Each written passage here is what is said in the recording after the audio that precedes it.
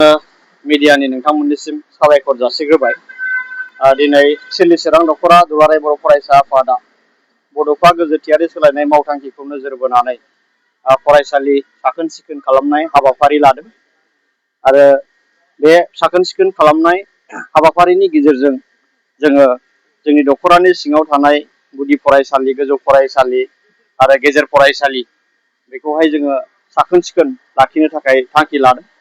आरो दिनै जोङो सिलि-चिरां दख'रा दुलाराय बर' फरायसा आफादा नैबे जोंनि दख'रानि सिङाव थानाय सामथाइबारि गेजेर फरायसालियाव दिनै जोङो बे हाबाफारिखौ जागायजेनदों आरो बे जागायनाय सानाव जोङो बे फरायसालिखौ दा साखोन-सिखोन खालामदों आरो बेवहाय जोङो मोनसे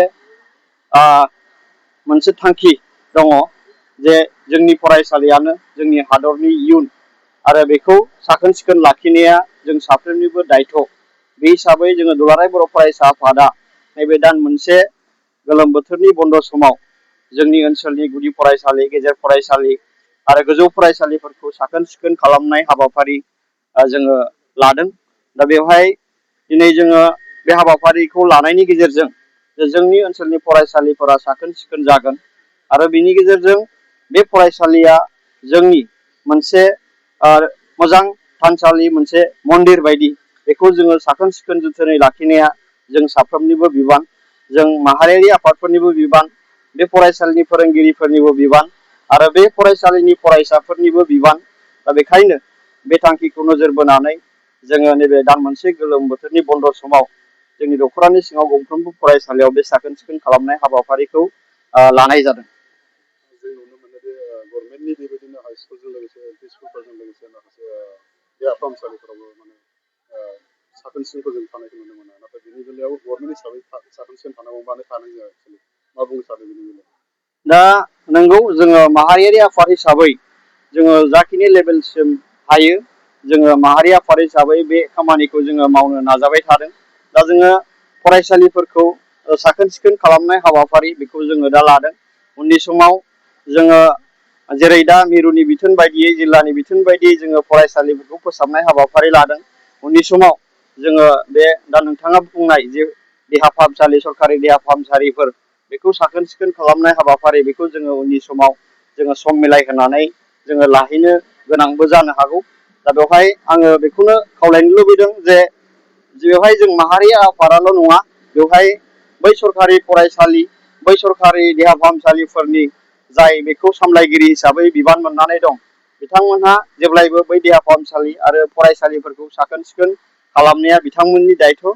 बिथांमोनहा बेखौ जेब्लायबो बेबायदिनो गुबुन गुबुन हाबाफारि लानायनि गेजेरजों बा ओनसोलनि माखासे माहारियारि आफादफोरखौ लोगो लालायनायनि गेजेरजों साखोन-सिखोन खालामनो हायो।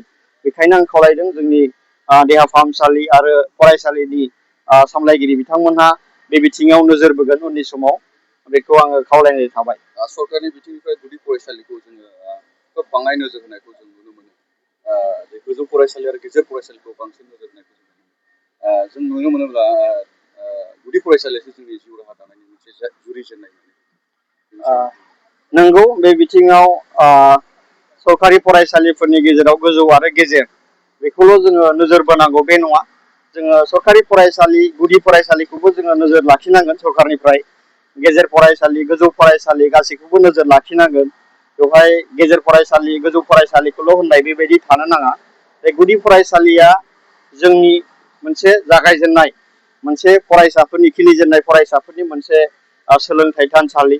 दा बेखौ जोङो बे गुदि फरायसालिया गामि आफादनि सिङाव थायो हिसाबै गामि आफादफोरजों सावरायनानै बा बिनि गाहाय फोरोंगिरिफोरजों सावरायनानै बा SMC बडिनि बिबानगिरिफोरजों सावरायनानै बेखौहाय साखोन-सिखोन लाखिनाय बेखौ जोङो खालामनांगोन आरो सरकारि बिथिंनिफ्राय बेखौ नोजोर लाखिबाय थानायखौबो आङो गोनां दं होननानै सानो।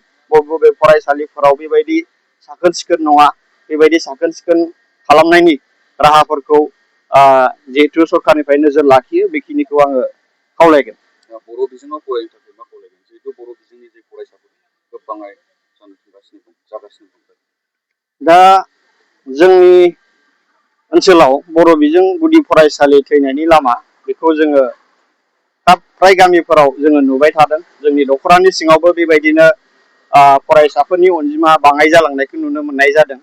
दा बेवहाय आङो बे मिडियानि गेजेरजों खावलायनो सानदों जोंनि गारजेनफोरा जोंनि गाव गावनि गथ'फोरखौ बबेबा सरकारि फरायसालियावल' फोरोंनानै गोरों जागोन साननाय बा बबेबा इंलिश मिडियामाव फोरोंनानैल' गोरों जागोन साननाय बा प्राइभेट फरायसालियाव फोरोंनानैल' गोरों जागोन साननाय बेबायदि लायालासिनो जोङो जोंनि गामिनि गुदि फरायसालि सरकारि फरायसालिखौ लाखिनांगौनि थाखाय जोङो बर' बिजोंजों फरायनानैबो जे साक्सेसफुल जानो हायो जोङो बेखौहाय सिन्था खालामनानै बा बेखौ नोजोर बोनानै जोंनि फरायसाफोरखौ गाव गावनि गथ'फोरखौ गामिनि गुदि फरायसालियावनो सोनांगौ बेखौ आङो खावलायगोन।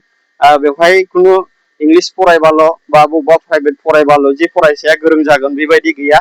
गोदोनिफ्रायनो प्राइभेट फरायसालि गैयै समावबो जोंनि गोबां बै समनि जोंनि बर' सुबुंफोरा गामिनि गुदि फरायसालियावनो बर' बिजों फरायनानैनो दिनै जाफुंसार जानाय गोबां बिदिन्थिफोर जोङो नुनो मोनो।